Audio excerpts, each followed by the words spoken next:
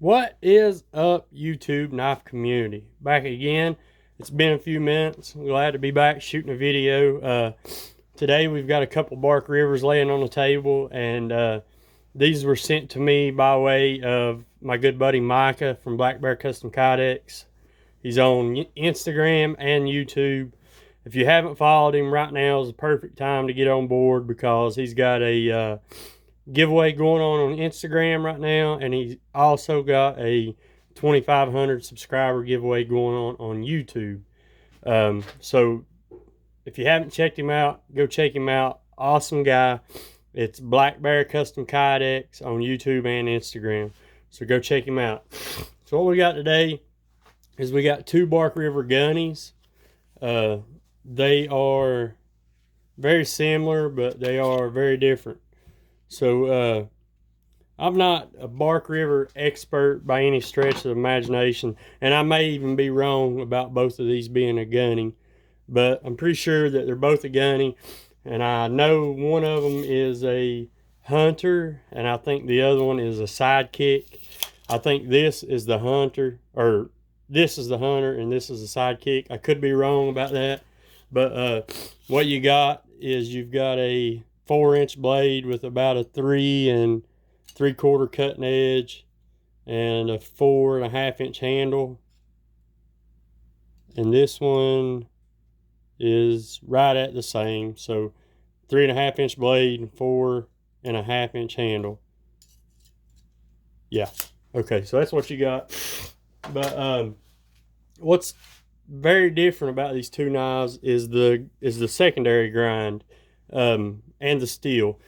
This one here is in A2 and this one is in M4, and what little bit I've used these, both of them perform excellently.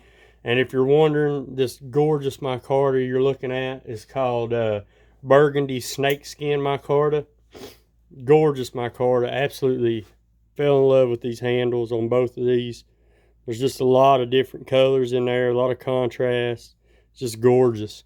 But both of them's got a different pattern, and they're just lovely. I love it. That is some very nice micarta. I don't think there's any question about Bark River's quality. They put out some really, really good knives, and it seems like their heat treats are always pretty damn good too. I'm not sure who they use, but they do a good job. And I've never had one and never used one that I thought performed poorly. So yeah, I'm on board with them all the way. So why do I have these two knives? This knife right here belongs to Micah's girlfriend, and this is Micah's knife. And Micah sent both of them to me for just a small modification. He wanted a forced patina on both blades because he was having some spotting issues. So that's what we did. I cleaned up the blades really well. I forced a patina on both of them, and I resharpened them by hand. I sharpened them on a 400 grit Chaucera and then 600 grit King and 1,000 grit King stone, stropped on 16 micron, 4 micron, and half micron. So that's how we got to where we're at. And here I'll show you the finish on the blade now. Of course, they were just satin finish, and these have been oiled up, so they're looking pretty smoking hot right now. I like the way you can still see the grind lines. So there is that one, and here's this one. If you look real close on this one, you can still sort of see the spotting. And the reason being is I just used a rust eraser to take the spots off. And I think maybe that there was a little residue left behind. If I get this bitch to focus, a little residue left behind from those rust spots. But I know Micah, he'll be happy with it. So that's where we're at. I'll show you the sharpness of them both real quick. This one, like I said, A2. They come up very, very, very sharp. And again, this one is M4. Both of them are very sharp. Going back to what is very different about these two knives. As you see, the blade shapes are are fairly similar, but different, of course. But what I want to get at here is the primary grinds are totally different. If you look at these, you'll see that the edge bevels are totally different, and they're sharpened on the same angle. So, and I'll show you why. Let me find my calipers. Here's my calipers. And we are zeroed out. And on this one, the blade stock is, well, I can get them on there, 150 thousandths. Okay. If you check behind the edge, this is hard to do on camera.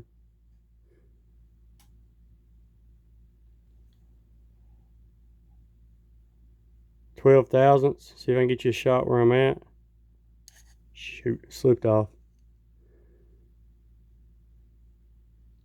Alright, there you go. There's the shot where I'm at. And that's a little farther up the blade, and it's at 12 thousandths. Okay. Right there's where it's at. Right directly behind the edge, and you're looking at 12 thousandths behind the edge. That's a very, very, very, very thin grind for a bushcraft type knife. It cuts excellent. Cuts excellent.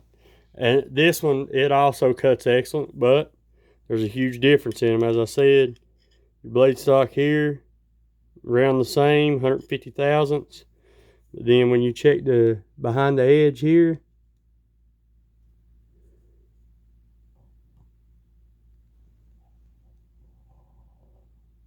there's 25. Slide on up just a little bit. So you got 22. You see where I'm at.